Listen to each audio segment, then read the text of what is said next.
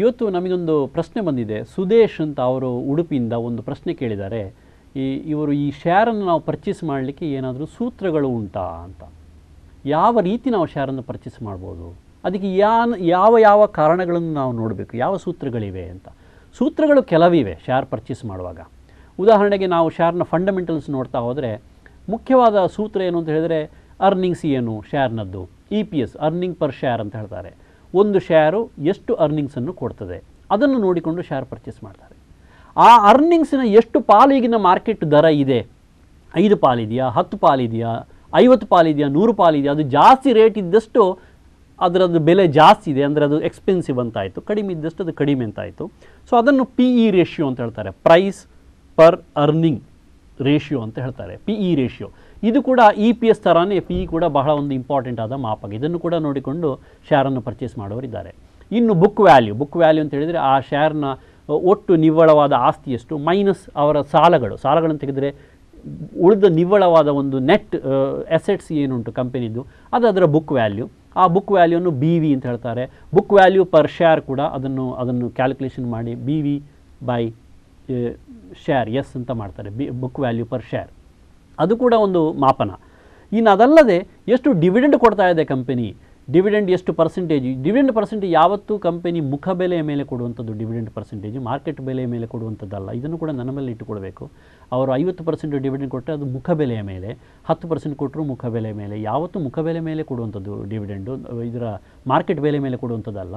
So dividend yield ಅಂತ ಹೇಳ್ತಾರೆ. Dividend yield ಅಂತ ಹೇಳಿದರೆ ಎಷ್ಟು ಡಿವಿಡೆಂಡ್ ನಾವು ಕೊಟ್ಟ ಮಾರ್ಕೆಟ್ ಬೆಲೆ ಮೇಲೆ ಬರ್ತದೆ ಅಂತ ಮಾರ್ಕೆಟ್ ಬೆಲೆ ಮೇಲೆ ಕ್ಯಾಲ್ಕುಲೇಷನ್ ಮಾಡ್ತಾರೆ. ಅದು ಡಿವಿಡೆಂಡ್ ಈಲ್ಡ್ ಅಂದರೆ ಇವತ್ತು ಹೋಗಿ ನಾನು ಈ ಶೇರನ್ನು ಪರ್ಚೇಸ್ ಮಾಡಿದರೆ ಅದರಲ್ಲಿ ನನಗೆ ಎಷ್ಟು ರಿಟರ್ನ್ ಸಿಗ್ತದೆ ಎಂಬಂಥದ್ದು ಡಿವಿಡೆಂಡ್ ಈಲ್ಡ್. ಇದು ಕೂಡ ಬಹಳ ಇಂಪಾರ್ಟೆಂಟು. ಇನ್ನೊಂದು ಮಾಪನ ಏನು ಅಂತ ಹೇಳಿದರೆ ಗ್ರೋತ್ ನೋಡ್ತಾರೆ, PE ಬೈ G ಅಂತ ಹೇಳ್ತಾರೆ. ಪ್ರೈಸ್ ಅರ್ನಿಂಗ್ಸ್ ರೇಷಿಯೋವನ್ನು ಗ್ರೋತ್ನಿಂದ ಡಿವೈಡ್ ಮಾಡುವಂಥದ್ದು. ಆ ಕಂಪನಿಯ ಗ್ರೋತು ಎಷ್ಟು ಇನ್ನು ಮುಂದಕ್ಕೆ ಯಾವ ಥರ ಇರ್ಬೋದು ಅಂತ ನೋಡಿಕೊಂಡು ಆ PEG ರೇಷಿಯೋವನ್ನು ನೋಡಿಕೊಂಡು ಪರ್ಚೇಸ್ ಮಾಡೋರು ಇದ್ದಾರೆ. ಅದು ಕೂಡ ಬಹಳ ಒಂದು ಇಂಪಾರ್ಟೆಂಟು ಮಾಪನ. ಬಹುತೇಕ ಇದರದ್ದೊಂದು ಕಾಂಬಿನೇಷನ್, ಎಲ್ಲವನ್ನೂ ನೋಡಿಕೊಂಡು, ಒಂದನ್ನೇ ನೋಡಿಕೊಂಡು ಯಾರು ಮಾಡೋದಿಲ್ಲ, ಎಲ್ಲವನ್ನೂ ನೋಡಿಕೊಂಡು ಮಾಡ್ತಾರೆ.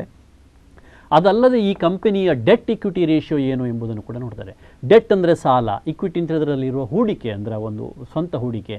ಸೊ ಡೆಟ್ ಇಕ್ವಿಟಿ ರೇಷಿಯೋ, ಒಂದು ಕಂಪನಿಯಲ್ಲಿ ಡೆಟ್ ಜಾಸ್ತಿ ಆದಷ್ಟು ಸಮಸ್ಯೆಗಳು ಜಾಸ್ತಿ.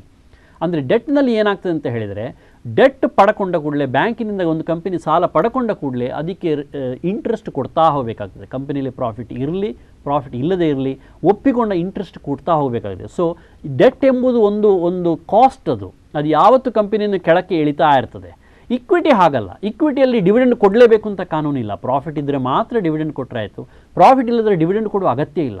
So equity is always cheaper for the company. Equity ಜಾಸ್ತಿ ಇದ್ದಷ್ಟು ಕಂಪನಿಗೆ ಒಳ್ಳೆಯದು, ಡೆಟ್ ಜಾಸ್ತಿ ಇದ್ದಷ್ಟು ಕಂಪನಿಗೆ ಒಳ್ಳೆಯದಲ್ಲ. ಸೊ ಡೆಟ್ ಇಕ್ವಿಟಿ ರೇಷಿಯೋ ನೋಡ್ತಾರೆ.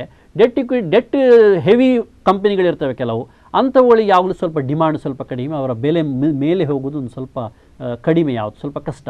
ಸೊ ಡೆಟ್ ಇಕ್ವಿಟಿ ರೇಷಿಯೋ ಇನ್ನೊಂದು ನೋಡ್ತಾರೆ, ಅದು ಏನಂದರೆ ರಿಟರ್ನ್ ಆನ್ ಇಕ್ವಿಟಿ. ಇಡೀ ಅವರ ಇಕ್ವಿಟಿಯ ಮೇಲೆ ಎಷ್ಟು ರಿಟರ್ನ್ ಬರ್ತದೆ, ಅದು ಕೂಡ ಒಂದು ಶೇರನ್ನು ನಾವು ಇವ್ಯಾಲ್ಯೂಯೇಟ್ ಮಾಡುವಂತಹ ಒಂದು ಮಾಪನ.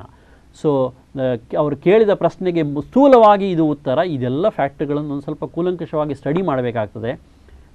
ಮೇಲ್ನೋಟಕ್ಕೆ ಅದರಲ್ಲಿ ಇಷ್ಟು ಅರ್ಥ ಮಾಡಿಕೊಂಡ್ರಿಗೆ ಸಾಕು. ಮತ್ತು ಬೇರೆ ಬೇರೆ ಪುಸ್ತಕಗಳ ಮೂಲಕ, ಮ್ಯಾಗಝಿನ್ಗಳ ಮೂಲಕ ಈ ವಿಷಯಗಳನ್ನು ನಾವು ಕೂಲಂಕಷವಾಗಿ ಡೀಪಾಗಿ ಸ್ಟಡಿ ಮಾಡಿ ಶೇರ್ ಮಾರ್ಕೆಟಿಗೆ ಕೈ ಹಾಕಬೇಕು. ಪ್ರಶ್ನೆ ಕೇಳಿದ್ದಕ್ಕೆ ಧನ್ಯವಾದಗಳು. ನಮಸ್ಕಾರ.